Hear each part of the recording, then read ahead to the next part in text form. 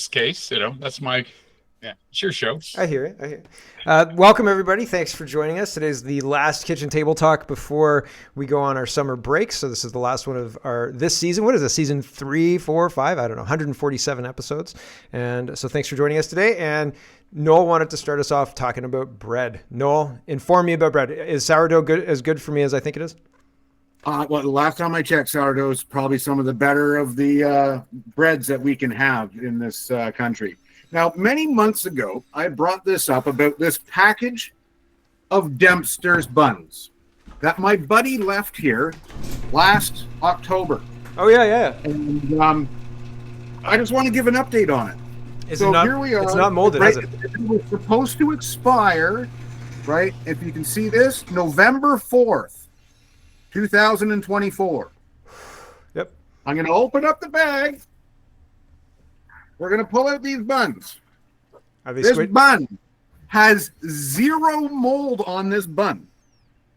And it still has squish. Not much, but there's still squish in this bun. What are they putting in our bread? That's concerning. So when you buy sourdough bread, are you getting the same kind of flour, or is it? Well, you don't want that enriched flour. You want to find somebody that's milling their own, kind of, if you can. I can find that, but doing the amount that my family eats is difficult, and baking bread and getting that nice, the shape of bread, it's got that top on it, yep. and then the body, getting that rise properly done, next to impossible. And I mean, get a bread machine. We have a bread machine. I have a bread machine, and we have milk. The milk is dehydrated milk, so it's powder, because temperature really matters in the bread, making bread. But every yep. loaf of bread we've made has collapsed. The dome gets going, right? And you're like, yeah, it's gonna be amazing. It's gonna look really good. And then it collapses. And I'm like, oh, what am I doing wrong? And we have tried to solve this problem. We have Googled it. We have YouTubed it. We asked ChatGPT. What time of day? What time of day do you make your bread? No, this afternoon. Afternoon into evening, because it's like a 4-hour process, right? Afternoon. So what I found, and this is what my mother taught me when I was a kid, you can't make bread in the afternoon, and the reason why is the house is too active. Okay. And you will collapse the rise. So with a bread machine, the optimum is you have it set to have that bread ready for when you wake up. So when you wake up, your house smells like fresh bread. You go down to the bread machine, and because there's no kids bouncing around and there's no dogs bouncing around in the house, it didn't collapse the rise. And that's what I was always told when I was a kid. Huh. That if there's too much activity around it, right, it will collapse the rise of it. So we always make ours, and we set the bread machine, and it does its thing. You'll wake up on a Sunday morning, and it's fresh baked bread smell in the house, and you come down and you put a little bit of butter on that, and you have a nice little piece of toast or whatnot. But that bread doesn't last like 4 or 5 days at most. No, two, 3. I know. Yeah. 2, 3, sure. Yep. We try to keep it in a nice sealed container, but it don't last. And that's the type of bread I would rather eat than these Dempster's buns that were supposed to expire November 4th last year that are still squishy. Yeah. Yeah. Pretty crazy. And they're only in their normal bag with their little horrible, crappy paper, cardboard, friggin'. These paper clips. Bring back the plastic, please. Yeah, some places have brought back the plastic on milk, like plastic on milk bags. But you're out east, right? So you don't get milk bags; you just get cartons. Yeah, the bags. No, yeah. no. Yeah. I use my Ontario milk bag holder as just a flower pot water. Oh, yeah. I have no purpose for it out here. Can't get milk in bags. Yeah. Thanks, Noel. MC. Well, so I would say with sourdough and stuff, because we were talking about that too, that it really depends on the source. Did that moth I sent you get through? Yeah. No, we were getting bikes back and forth, and there's a big wasp that was in here, and I did not know he was in here. And he flew by as you guys were talking, and I was like, "Uh-oh." And because wasps kind of get mad, and it was a big, like, he's a big wasp. So, and then I thought I got him out, but then I turned off all the lights, and then I could hear buzzing, and I was like, "Oh no, I got to turn this back on." We'll let him hang out and leave. Sorry, you were saying, MC. Yeah, so we were talking about sourdough a bit too, and how it might be the answer and stuff. And I would definitely say it depends on the source. Like I was at a restaurant, a well-known chain, right? And the woman, like, I asked her to list the breads and stuff, and she listed all these breads, and she said sourdough, and I said, I question the authenticity of your sourdough bread, and because I know my mom makes it, right? So I kind of have an idea about it. And she said, so do I. And I would say the same thing about sourdough bread from the store. Yeah. Right? Like that you got to keep the culture or whatever of your dough going and stuff like that. There's a whole big method to it, right? And unless like kind of the person that made it, I wouldn't think like if I was factory making sourdough bread, it would be bread with a little vinegar in it or something, right? Yeah. There are two bakeries that in Guelph, or one's in Guelph, one's in Elora, and they specialize in sourdough bread, and they have batches of sourdough bread that they release every day, and most days they sell out. How's it going, Kenzie? Most days they sell out, and so those guys, I think probably they're not lying about it, but maybe they are. Who knows? Can you buy a starter culture off them? And then you can continue that culture at your house and then be making your own sourdough bread from that culture that you're growing and keeping going. Because some sourdough breads have been going on for like years and years. And there's a whole culture to oh yeah, the sourdough bread. And you're not busy, Mark. No, I mean, what else am I doing really? Like, oh my gosh, sourdough bread is now. I'm the sourdough bread guy. Welcome to my show, sourdough. So I'm just gonna cut in quick because I've made it before. Yeah. So you can create your own. It's not like it's a culture, but you just make your own. It's like, and you just have to feed it every day, which kind of sucks. Or you put it in like the fridge. Plant from on for Little Shop of Horrors. Yes. Yeah, it's just flour Seymour. and water, and then the benefits. Though I just wanted to point out, so sourdough, the benefits are the bacteria that you're getting from in your gut, the bread. Can you eat sourdough? Can you eat sourdough with peanut butter and jam, and does that taste fine? Or I don't mean to turn this into a long, protracted discussion about sourdough. No. But so I'll just say, like, when I started making it at home, it didn't have that super yeasty, sour flavor to it. It was very mild. Like, I've had it like that too. Oh, really? Oh. Yeah, like Russ hates sourdough, but when I started making it, he was like, "No, this is amazing." Like, there you go. I like the texture of the bread, and I've eaten it with just butter, and I like it with just butter. I was talking about my prison lunch I've done it for a long time, and I like that. But at the same time, it's hard to sell that until people are like open to it, and also understand just how bad for you potentially the bread, the regular mass marketed bread is. So and I've been buying my flour from Italy. Because apparently, like they're not allowed to spray all that stuff, and it's. Where do you get it? Actually, I get it on Amazon. To be honest, Italian flour from Amazon. It's straight from. This Italy. is a good idea. Yeah, it's a good idea, and so it doesn't have the folic acid or anything like that in it. No. It's just, I may have to look on Amazon. I'm gonna write it on my list. Yeah, because I know like some people have been posting around here. Like my concern here is the amount of spray that they're doing regardless. So they can say that, oh no, it's, toxic free flour, but I don't really believe that. But like I find like I digest sourdough way better than normal bread. Yeah. And it doesn't spoil quick. Yeah, it's a different structure. Yeah, like but it takes a long time. Like whoever brought up, wherever you're buying, is it legit sourdough bread? Because it's like a 36-hour process too. Yeah. Oftentimes I like paying experts. I'm not an expert sourdough person, so I'll just buy it. You're getting in there, Mark. Anyways, that's my tidbit. Enough of sourdough. Thanks. Okay, so let's move on and talk about what's going on in Canada. Who expected a trade war on Canada Day?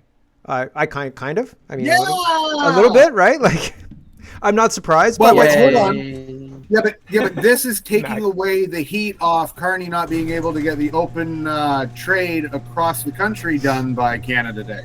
Yeah, well, budget's smudget too, right? Like, who needs a budget? What's Yeah. a budget? Come on. For the smartest banker in the world, it's pretty bad that he can't even slap together a quick budget before summer. Yeah, the trade war.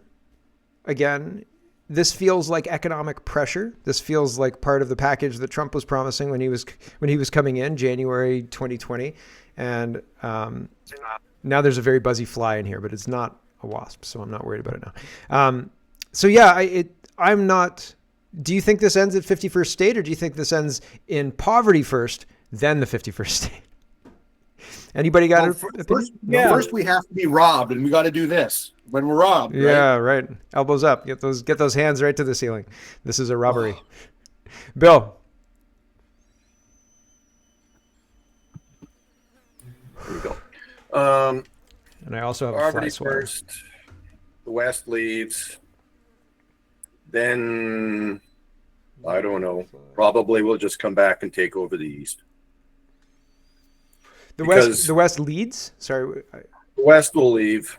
Like, and anybody that's like even looking at this stuff long term, all this is really going to do for Canadians, or Canuckaswalans, as I like to call us, is limit our access, because large providers, unless they're government sanctioned, all the online stuff's going to be completely throttled. You're not going to be able to get it. You're going to be maybe not quite as bad as North Korea by the time Carney's done with us, but it's going to be close. And Trump's basically saying, you know what, go ahead, join the Nazis in the EU. Like, just go. Alberta will come, Saskatchewan will come. Eventually, the interior of BC, if they can break loose a EB in that. I don't know about Manitoba. Like, probably rural Manitoba, maybe, but they vote NDP. So, and I've met some people from Manitoba in the past, and to be honest, a lot of them are closet leftists. So I'm sure there's some people that are, you know what I mean? But yeah, no, this is not going to get better for us. And yeah, you know what I mean? Yeah, we'll see. I think I think it's all part and parcel of the pressure that is supposed to be exerted on us to motivate us more to demand change from our elected officials. And if our elected officials can't deliver, then Trump will stand there. Because I think if Trump has the opportunity to encourage Canada to join the United States, he's going to do that. And I mean, he said very clearly, like, what kind of feather in his cap would that be? I've, stopped how many wars and consolidated the North American bloc, basically, right? So very, very Book of Rome, like Club of Rome, blah, blah, blah, but not surprising. But under the system too, he doesn't want the rest of Canada in there. Why would he want another state of California? Well, he said he said that he's wanted Canada. He said he wants Canada as the 51st state. That's what he said. Sure, that's what he told Trudeau. You guys might as well join us, because you can't stand on your own, especially under, say, Trudeau and Carney's idiocy. Really? Well, we could stand on our own, but we don't, because we have bad policies that prevent us from being able to stand on our own. But we could, and we did. Like, it wouldn't take much to actually be back to proper fiscal management. Sure, but a change of our system. Like the present system. Well, we were able to do it before under the current system, but yeah, our current system has been usurped and penetrated by globalist, communist, whatever you want to call it. Some people say fascist. They say I keep getting it wrong. Peter says civil war. Yeah, maybe. Thanks, Bill. MC. Well, so I don't know, what's a digital service? Like, I've personally worked with or for companies that like maintained offices in China and India where people would provide services over the internet. Like, is this like, is it only foreign companies, or do the Canadian companies running sweatshops also have to pay? Like, and why is only the Americans upset about it? Why aren't China and India upset about it? India would be pretty pissed off if they were included, I would imagine. Yeah. They have like hundreds of thousands of people over there working in tech. Well, like what does Rogers do, right? Or Rogers and Bell, right? They have huge workforces that are there supported through. Yeah. Right. Yeah. And what about all those annoying jerks who phone you all the time? And, right? That are not from around for duct cleaning? Yeah, yeah, for example. Yeah. But also 3 years in the past, like it was only passed last year. Yeah. That's like going up to me and going like, we're going to retroactively tax all the gasoline you've bought for the past 20 years. I'd be like, yeah, okay. Well, you know what? I'm just going on a brief international trip for a few days and I'll pay you as soon as I get back. Like I would leave and not ever return to this frickin' place. Yep. Like what? You're going to retroactively tax me for something I didn't like. Yeah. He not only is he not budgeting, he's making it so nobody else can budget either. Yep. Well, I mean, looking at money and looking at the amount in your bank account leads to asking questions and accountability, maybe saying who spent this money, who authorized this, right? So if you don't look, no uncomfortable questions can be uncovered at all, right? If I end up with a surcharge on my frickin' Starlink bill because of this, yeah, man. Well, I mean, like, I think that the powers that be, Mark Carney and crew, are doing their best to destroy the relationship between the United States and Canada. The fly is going to die. Of course they are. Yeah. They're doing everything they can, right? And if they can monetarily destroy it, if they can create animosity between the people who feed the United States, right? Like if trade between the United States and Canada can be soured without the economic whatever, like without it looking like it's directly being done by the globalists, but maybe they can blame Trump, maybe they can blame whatever it is, but if they can sour us on working with the United States, maybe that hurts the United States. I can't see it because we're not very big. Like we're big, but we're not that big. If the United States loses California, like that's bad, but they've got a whole bunch of other states that are very, very prosperous as well. You know what I mean? Like, I don't know. Yeah. Well, it's kind of a running out of time thing the opposite way, I think, because they would like to cut off the United States and isolate them, right? Yes. As a lesson to see what happens when you go against us globalists, right? But the U.S. is kind of still like one of the biggest players. So I don't think that they can do it in 4 years, right? You know, and then if you have a different regime in charge of the US, like these things flip 180 overnight. Mm-hmm. So then in 4 years, does it not matter that you weren't able to isolate the US? But for the 4 years, you're going to do as much as you can to try and isolate them. Although now it seems like a lot more of the poorer countries are coming along and going like, now that you're here, we like you a lot. So maybe we're not going to, listen to what the globalists have to say in regard to the US. Yeah. And you're talking about, so you're saying maybe they can't do it in 4 years, right? I think I agree with you. And in the beginning of the 1900s, I think they did pretty much this, like Germany was a huge economic powerhouse and just overall powerhouse. Like just Europe couldn't stand up to Germany. Germany kind of set the way, right? And Wilhelm? No. What's his name? Kaiser Wilhelm, yeah. Is it Wilhelm? He ceded all of the royal families of Europe to tie them together in a world order, basically, right? He sewed that all up. And so like at the beginning of the 1900s, it would be completely unthinkable to have Germany as a woke seat of power, if you will, or a globalist seat of power, right? And then all of a sudden, the USSR was taken over. And I mean, Germany has also then become a seat of, it's been transitioned from being the seat of European power to a globalist seat of power. Germany's been invaded, and it's the same thing that's happened here. The institutions have been rendered useless. They don't protect the German people. They protect foreigners. They protect globalist ideologies. They don't protect common sense reforms or anything like that. They don't want to fix anything, same as the UK, right? And it's just very interesting. So you say it seems unthinkable to have the United States isolated and like this huge powerhouse globally taken down in 4 years. Maybe that's not the plan. Maybe it's just the opening salvo, right? Because so there's a couple things there.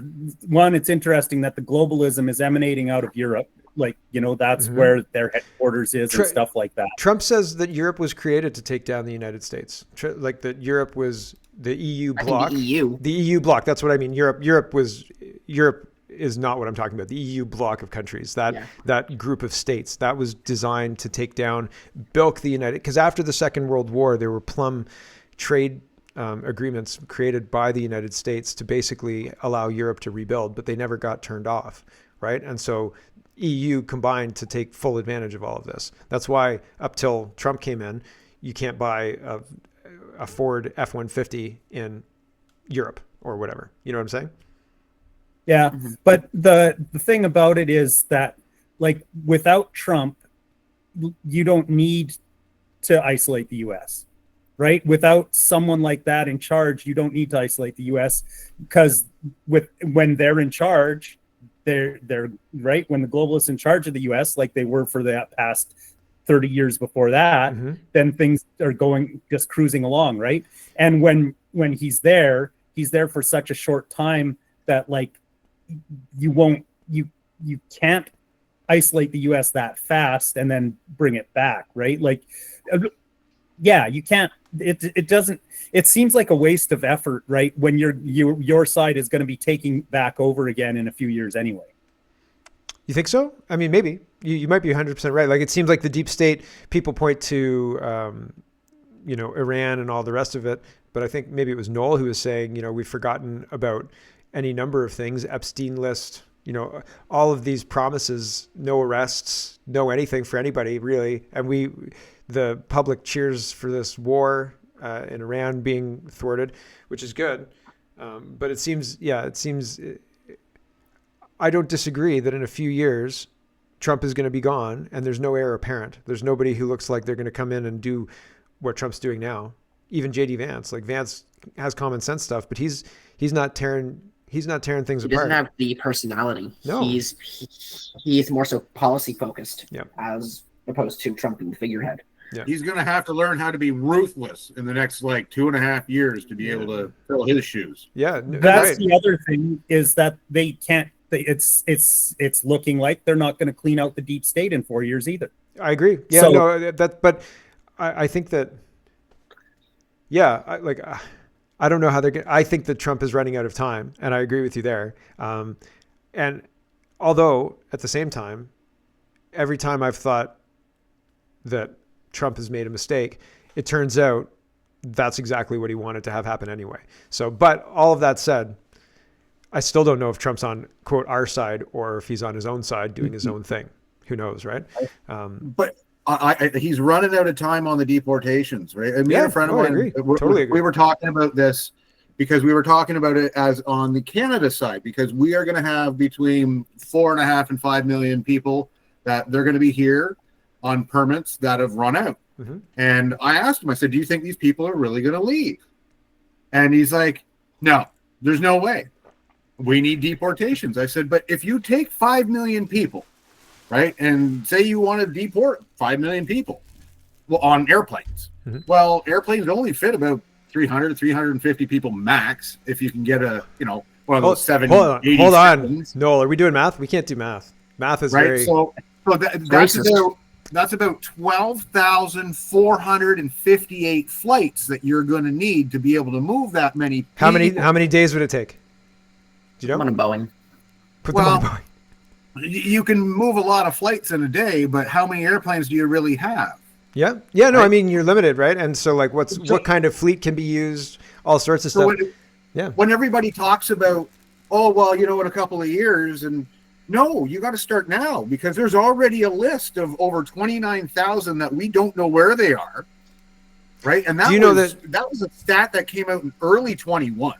Sweet. So how many do we have now that we don't know where they are, that they were already supposed to have left? Yeah. Put them on BC ferries.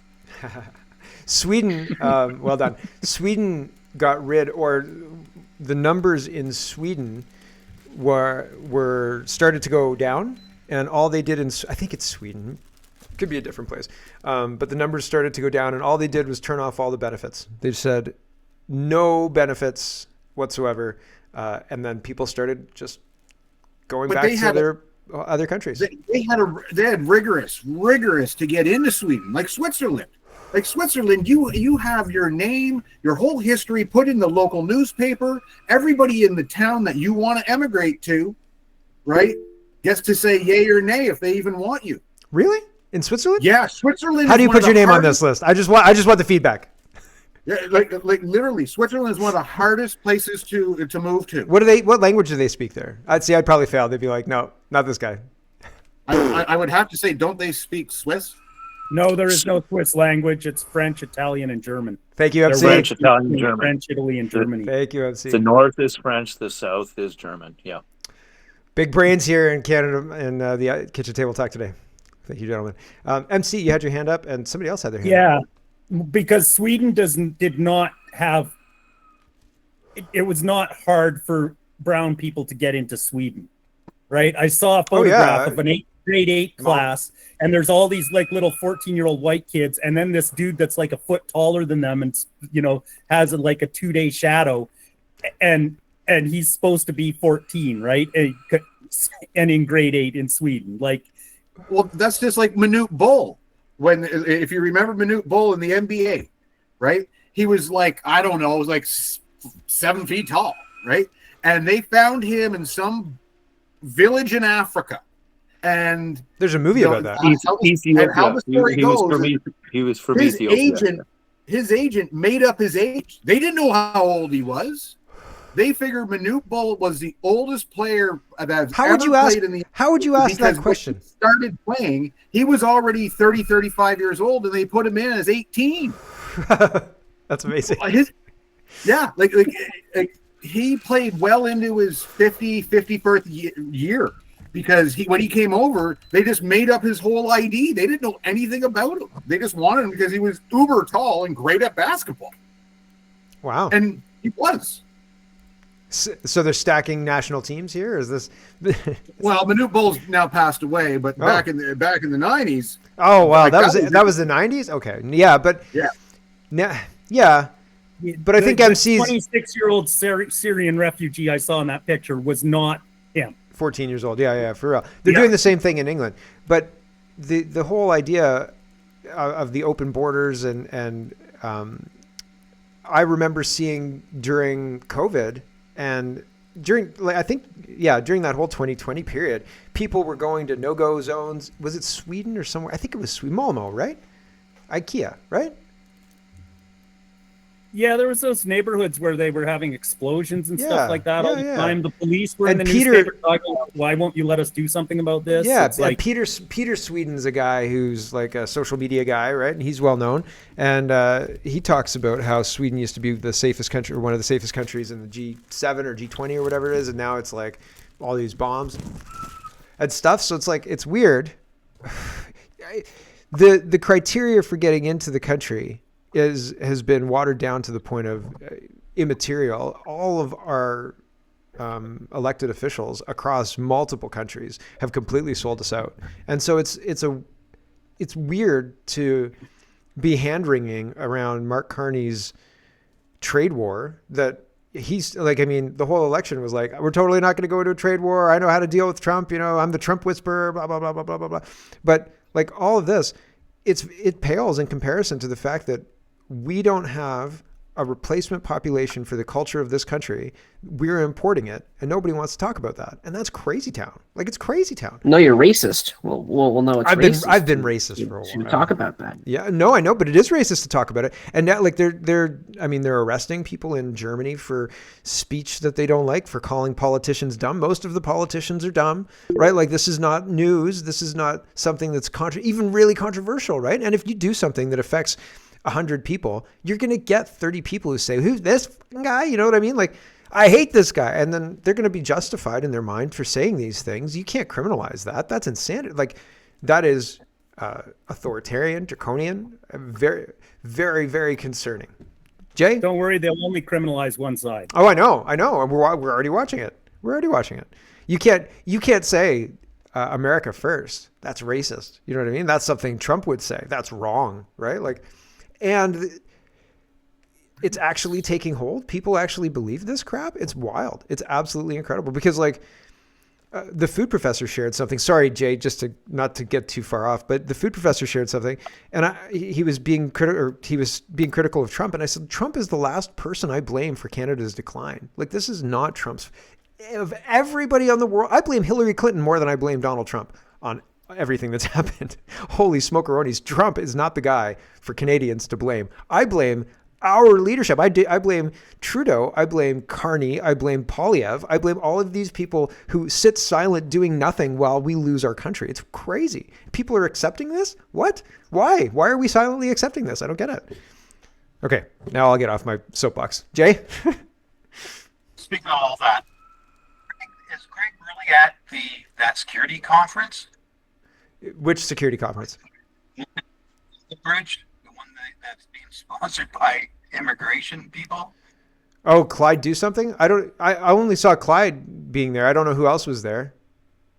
I mentioned this morning in one of the in Alberta, and he said I'll be hanging out there.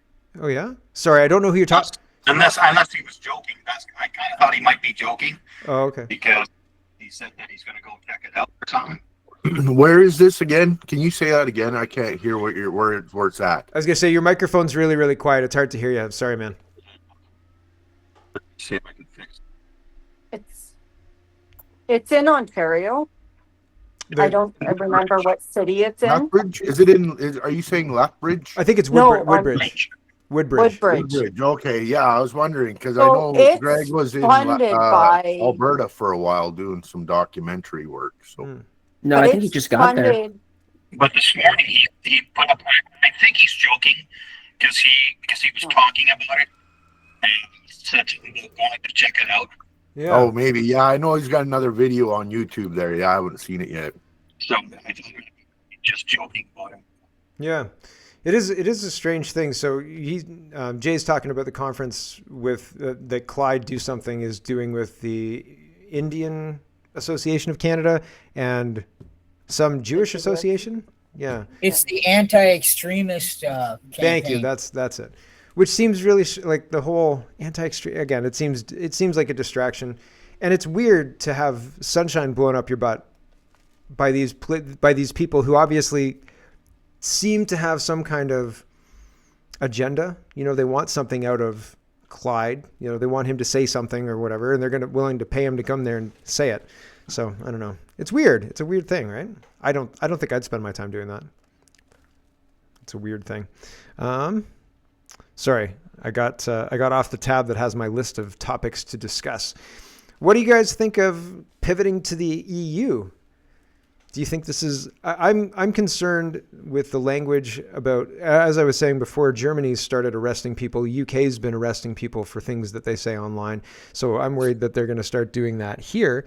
But at the same time, I think they'll have some real issues with it because, like, as I said, EU is a disaster for sure. But as I said, it would be if you put a policy in that affects 100 people, 30 of those people are likely going to feel justified in saying, screw you, you moron. And you can't criminalize that. So I think that they're going to have a really hard time doing that in Canada.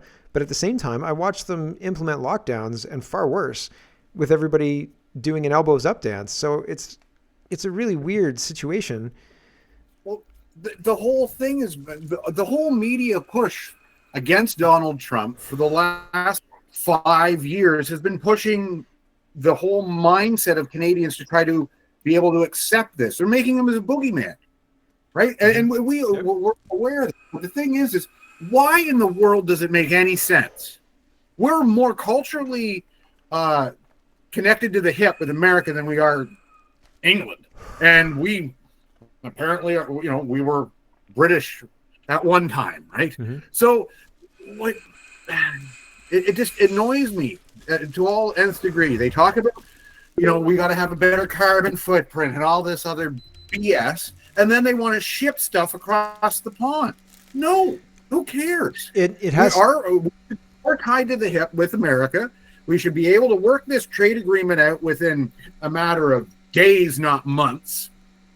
And there should be no talk of this EU. If EU wants to come to us and say, we need some of your resources, hey, shit, let's make a deal. Pardon my language, but let's make a deal. Mm-hmm. If Japan comes over here and says, man, we really want some of this LNG, well, let's make a deal.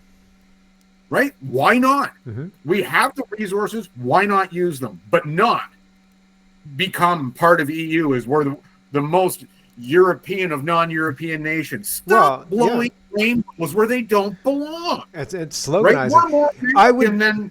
I would believe the whole let's become part of the EU push if the first thing Carney did was set a deal or strike a $500 billion deal for LNG exports from a terminal in BC to be done within 6 months. You know what I mean? Like, we're going to start shipping this in October, and we've struck the deal, and the deal's inked. If he was doing stuff like that, I might believe that there's an economic advantage. I would say, okay, like if they're actually going to but it wouldn't be in the West Coast market, bring product to market. I know. Over on this side. Yeah. I understand that. But there is no building that infrastructure. We've been told that we don't need that infrastructure. That's not our business anymore to be an oil refining company or country. We don't want pipelines. We don't want the availability to, sell our LNG. Carney's trying. The whole thing is Mark Carney just doesn't want to go over to England to renew his passports, and he wants to be able to do it here in Canada. And that's a bunch of hooey. Straight up hooey. Don't forget, they don't use the word China in anything anymore. It's Asia. So, I mean, what's not said isn't being said. Why isn't it being said? There's another question. Well, and thank you, Steve. You brought up the C word. I just want to make sure that I poke on this one because Mark keeps on bringing up the canola, which is another C word.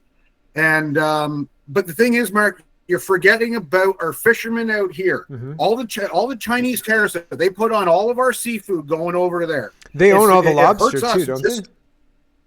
Well, that's seafood. No, I know, but like the company that does the majority of the lobster fishing out of Nova Scotia is there definitely some state Chinese owned lobster factories around here. They're not the largest. The largest is still Canadian owned, but nobody talks about how our fishermen are just getting annihilated in these trade talks because there is no talk at all. Mm-hmm. And thank you, Mark, for bringing up Saskatchewan and Manitoba's plight there with the canola, but you're always forgetting about the East Coast fishermen that are seeing 25 to 50% tariffs on their goods going over. Yeah, fair enough. And I don't. It's not in the news, and so I don't see it very often. So I apologize. Well, exactly. Yeah. They don't. Nobody wants to talk about it because nobody in Ottawa knows a damn thing about the fisheries, other than they just want to regulate the crap out of them and shut them down. Yeah, they're trying to the marine protected zones.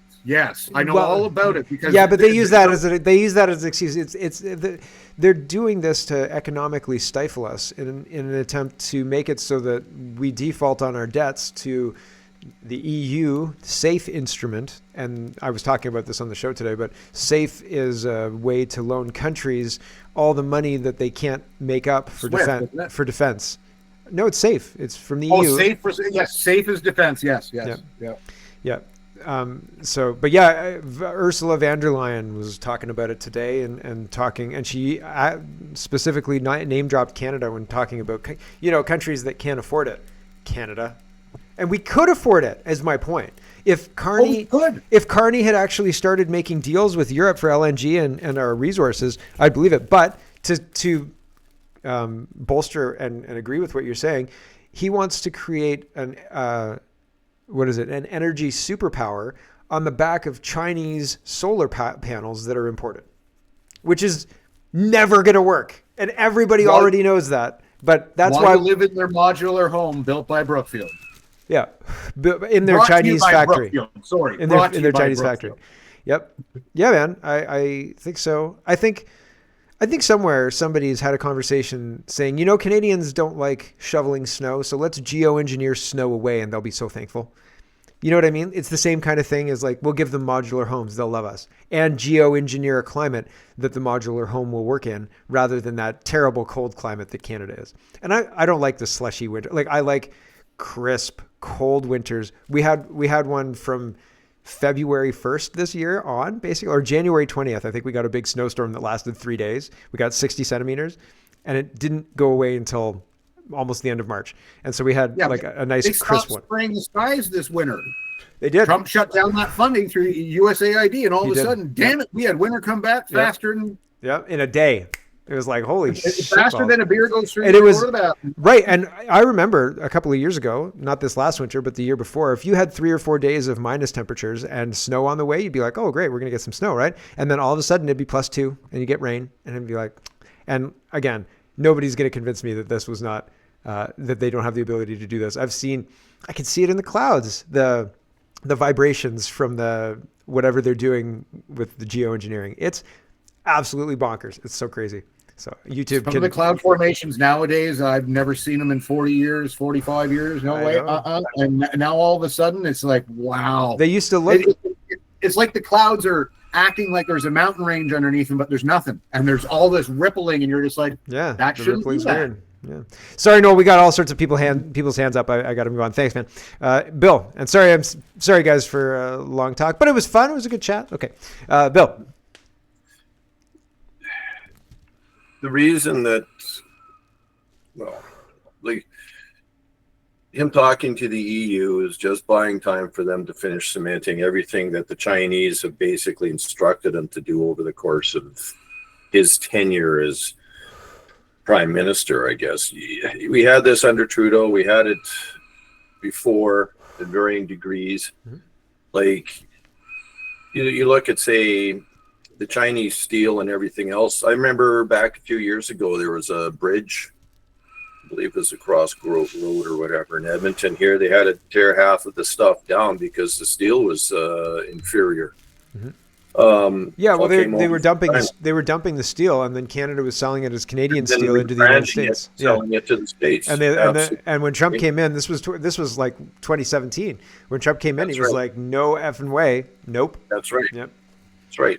But again, like when you look at who owns these guys, like we still don't know how many or how deeply involved these MPs are, or even provincial politicians are with the Chinese, mm-hmm.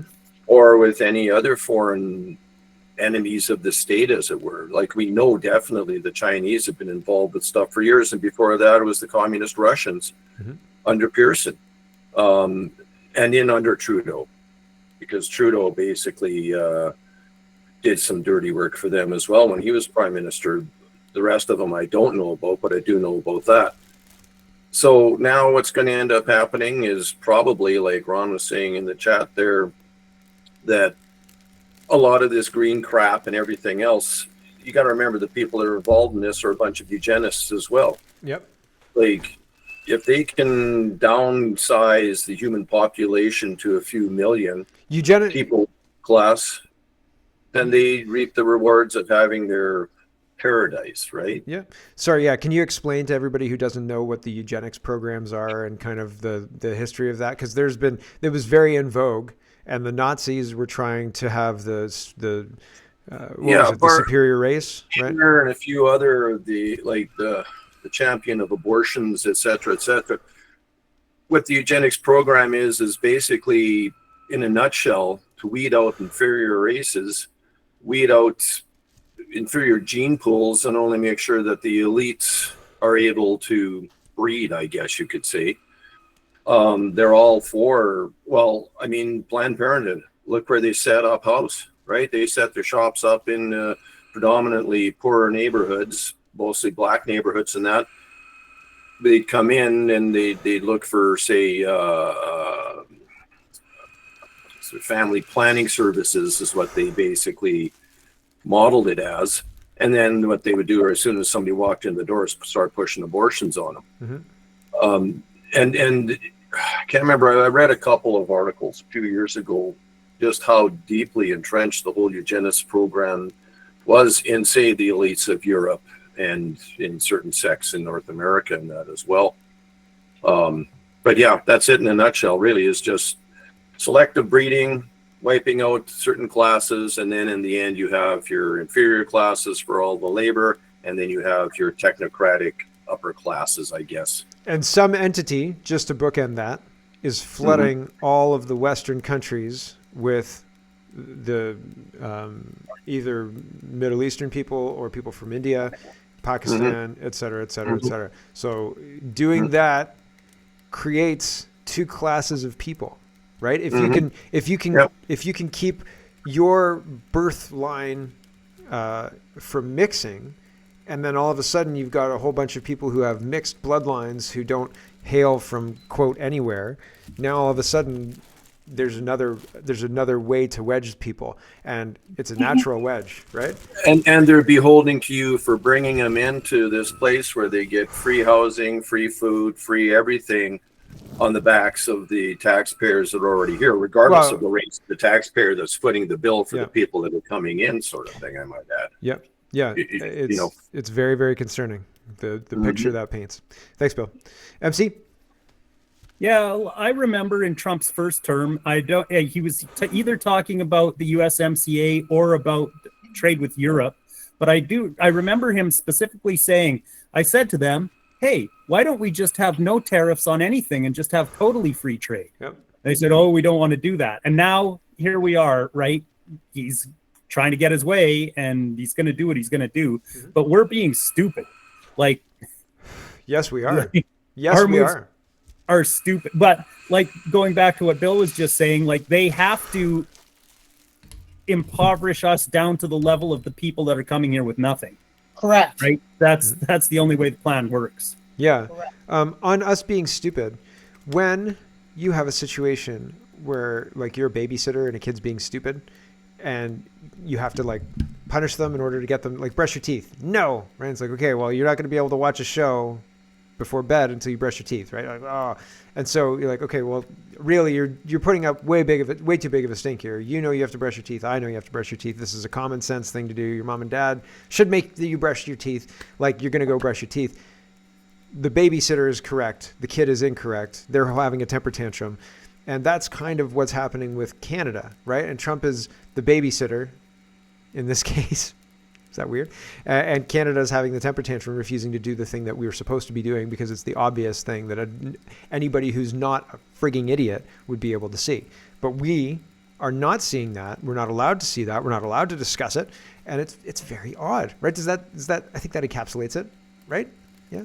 Yeah, well, except I like not allowed to see it. I mean, we see it. Right? Yeah, but we don't matter. But most people don't want to see it. Because they can't. If you see it in your teacher, right? If you're a teacher or you're a teacher's spouse, right? All of a sudden you're like, I think they're lying about this COVID thing. Now all of a sudden you're the enemy. You have a vested interest. If you want things to run like they've been running, you've got a vested interest in seeing it the way your teacher spouse sees it or your government worker spouse sees it, right? Have you seen? I'm trying. Sorry? Okay. So, right? You see what I'm saying? Yeah, except that's irrational. It's totally irrational. It's totally irrational. Of course it is. So, like I was saying before, most people apparently are freaking insane. Yes. Well, we are insane. Yeah, obviously. We have... No, not us. Okay. Well, maybe. But no, I mean, I think humanity, like the collective us, right? Like the insanity of people. Everybody has their thing that's kind of weird about them, I think. We're all kind of weird. And a group is stupider than its stupidest member. Yes, generally, unfortunately. Because at some point there's diminishing returns on convincing the rest of the group that you're right. And so you just stop and you're just like, all right, forget it. I'm not even going to mention it. You guys want to run around in circles. You guys run around in circles, you morons. Yeah, they just won't even get it. Yeah. That's where we're kind of at now. Eventually figure out like this person is never going to agree with what I'm saying. Yes. Like we are never going to operate on the same basis of truth. Yep.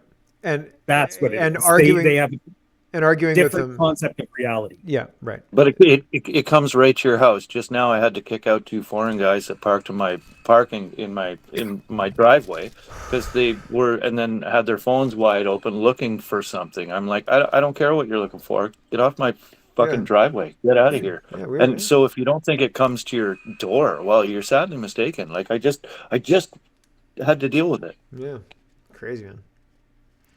The world's nuts. Thanks, MC. Ryan?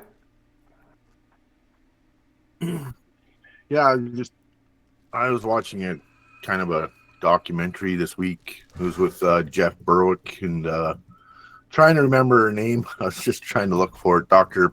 Gilshay, she's really intelligent, and she's been studying the vaccines and stuff that we've been given, that people have been given, and they, for the last 5 years, they figured out that 10 people in the U.S. have lost they're stupider, 10% stupider than they were before because of the vaccines. Really? Because of what they put in there. Yes. Are they losing? Yeah. Are they losing IQ? I've seen a lot of. So they're losing. Well, whatever's in the vaccines, like there's so much shit in there. Mm-hmm. RFK just got one of got one of them taken out. One of them banned. It was some heavy metal. I can't remember which one, but it was some. It starts with a T, and they were saying this is really blah, and RFK just banned it for vaccines. Yeah, but that whole thing, that whole COVID-19, that was it brought the IQs down. That's interesting. It works on you it works on you slowly, she's saying, and reduces in time. Interesting. And you keep on getting injected, it's going to keep on doing that. Yeah. So I saw there have been recently a lot of reports that have come out and a lot of news being made about, the impact of these mRNA things, and that recently with the department, HHS, I think. Is that what RFK is doing? So he's got things going on, and I guess reports have been coming out, and I find it interesting that all these reports are basically, if not confirming, saying there's issues here, like pregnant women, there's issues here, blood clots, there's issues here, myocarditis, there's issues here, and there's all the stuff that I lost my YouTube channel for, that I said they don't have enough I don't think I ever once said it's going to do this, it's going to do this, it's going to do this. I said we don't have enough information for them to make these claims. You shouldn't believe these claims. You should be skeptical about these claims. And I lost my YouTube channel for that. And now it's coming out that not only they should be skeptical, but holy cow, it's so much worse, right? And I wonder, how much worse is it? You know what I mean? If only we knew how much worse it actually is. And it's terrible. And I feel it's really bad. Yeah. And not that I feel bad, but the other thing I read was shedding and there's shedding, there's impact, chemtrails. Yeah, everybody's got this shit in them. That's now, what she was right? Well, they're trying to make lettuce and tomatoes that shed vaccines so they could vaccine the hesitant. And I was like, this is like Children of Men kind of stuff, this is some brutal. If this was the plot of a movie, it would be diabolical, and you'd be like, they're probably going to get away with this. I wonder how the good guys are going to save this in the end. And you find out this is just a tragedy, and that's that, right? You lost. There is good guys, and there's people out there, and they're showing that you can get this shit out. You can get, actually, it's a detox. This is what I was learning this week. Is I didn't know how bad it was, but you pretty much got to detox yourself every week. Because it doesn't matter where you go, what you eat. There's all sorts of crazy stuff in it. Yeah. There's the bread. It's going into your body, and you got to detox this shit out of you all the time. Yeah. It's an ongoing thing. I thought, well, hell, I got a machine. I'm good to go. No, I gotta keep on detoxing myself. Yeah. Ways of doing it. And I have questions about parasites too, but we got to move on. Thanks. Yeah. Thanks, Ryan. Bill, and I've got a kind of a hard 2:00, everyone. So we'll try and wrap up in the next 10 minutes. And sorry, I don't mean to be rushing out of here or anything like that. Bill. Okay, going back to the kids and the vac stuff and this and that. I worked the last couple of years at a part-time job post-secondary, and we see, and even discussions I've had with some of the other instructors there, talking about the difference in certain age groups and how they're pretty much damaged at this point. Kenzie pointed out that, you know, again, the schools being shut down, the isolation, everything else.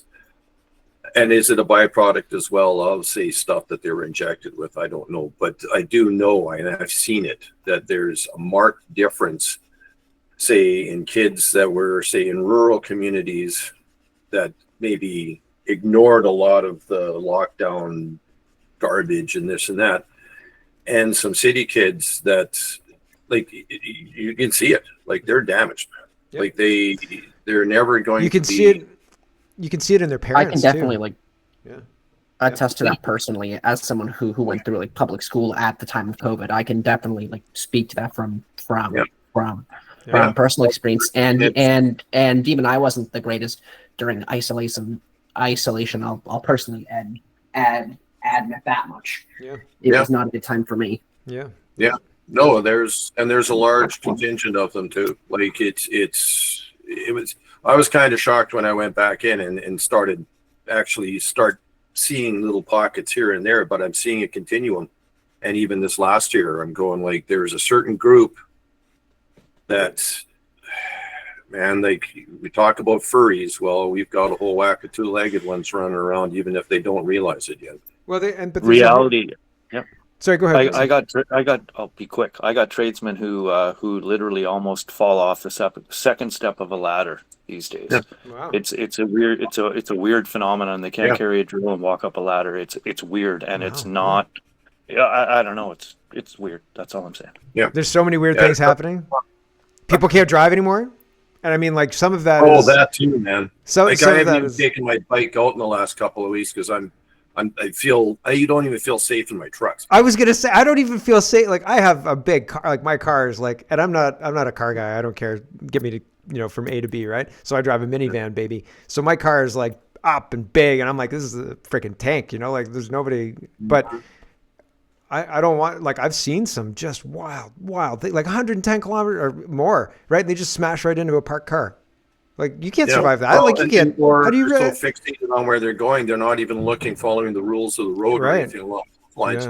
Yeah. Like it's wild stuff. So the company that I work for, which will remain nameless, they are making employees go through knife training. So how to handle a knife, like an X-Acto knife, and ladder training. And you're not allowed to use either one until you're signed off and certified to. Yeah, unionization, baby. We don't have a union, Mark. What kind of training do you need for a ladder? My you gosh. get someone to hold it, and you go up. Teachers are not allowed to. So teachers in schools are not allowed to stand on chairs if they can't reach the top of a bulletin board or something like that, because too many lawsuits were from teachers who fell and injured themselves. So the schools that I worked with, their union put out a disclaimer that basically said, if you stand on a chair and fall and hurt yourself, you will not be able to sue the school. You will not be getting any kind of whatever. It's outside of the scope on your job for standing on anything. So you call the custodian, and the custodian will put it up with a ladder. And that's the procedure. You cannot do, if you bring in your own ladder and stand on the ladder, unless you're trained, that's it. So like, yeah, man, everybody's gone bonkers. It's bonkers. The whole world's crazy. And like, I remember when I started working in education is early 2002, 2003. And we had to be trained on fire extinguishers, but we could stand on chairs at that time. So after 2007 that the chair, and like it was a big serious memo. It was like everybody had to sign off on the memo. It was crazy. I was like, this is nuts. So why do you hit yourself in the head with why do you hit yourself in the head with a hammer? Because it feels so good when you stop. Yeah, I guess that's the amount of craziness that we're talking about. That's just real. It's bonkers, just man. 10 years ago, we were joking around at the job site saying, hey, do you have your knife ticket? You got to go to the knife school. Yeah, right. Yeah, exactly. Now it's real. Now for real. Oh, it's real. Terrible. What the hell? Terrible. All right, MC, and you'll be the last one for today, and we'll wrap it up after this. Well, yeah. So we've been getting absorbed into more and more over-the-top safetyism for like more than 20 years. Like I worked at a company a few years ago where you weren't allowed to have a knife, and then everyone was like, "What? I can't have it." And so then they like, "Okay, we found a knife that you can have, but you can only use this knife." And it was a special knife where you had to continually hold down a button or the blade would retract into the terrible. knife. Yeah. So how can we make this knife infuriating to use? Well, and so then you end up like trying to open a box with a flat screwdriver and stuff like that, right? Or with your keys or something, because you don't have anything to open a box. And they ship everything in boxes still. Yeah. Like and ladders, like I've seen numerous safety orientations that specify like how the maximum slope you're allowed to have on a ladder and the extent to which the ladder has to reach above the edge that you're leaning it against and stuff like that. Like it's like, yeah, they're crazy. But on another note, I went and got my blood actually checked. Like there's a place in Red Deer you can go to for like a couple $100 or something like that. And she has a big high powered microscope and she'll take the sample of your blood right out of your hand right there and put it on the microscope and stuff like that. Yeah. That was like only a year ago. And we looked at it and there was nothing in my blood. Like, and it was, I watched the video of Jeff and Anna there and it was about the same resolution and I didn't have any things and I didn't have any stacked up blood cells either. Like Jeff apparently does. I hope he'll be okay. Yeah. For like real. it, I don't know. My personal experience is that like a year ago I was fine. Like has anything gotten a huge amount worse in the intervening year? I don't know. I think that I know before that it was bad too, right? Yeah. I think that the shedding has more to do like immediately after vaccination, and I think that the shedding was like a window of time. I don't think that it's shedding indefinitely, but I could be wrong about that. I'm not sure. And I don't know what the criteria are. There were concerns with the trial study that warned people against having sexual contact with each other if the participants weren't on the same, like we're doing the mRNA thing, right? If your spouse wasn't doing this, you have to avoid sexual contact, blah, blah, blah, blah, blah. And so I don't know if that means that it has to be certain kind of contact. Like you wouldn't shed if you shook somebody's hand, but if you were to be intimate with them, then maybe, right? But I honestly don't know. So I don't know what there was all sorts of speculation and I have no idea. Like you gotta have discernment on everything you see for sure. And I can't go and say your doctor that you went and seen, is she telling you the truth or is Jeff Berwick telling the truth? I have no idea, but I check this shit out myself. I do the exact same as you. If I had the chance to go to the States, I'd go actually see her, give some blood, see what she's got to say, go somewhere else, go give some blood, maybe try a couple different places. Yeah.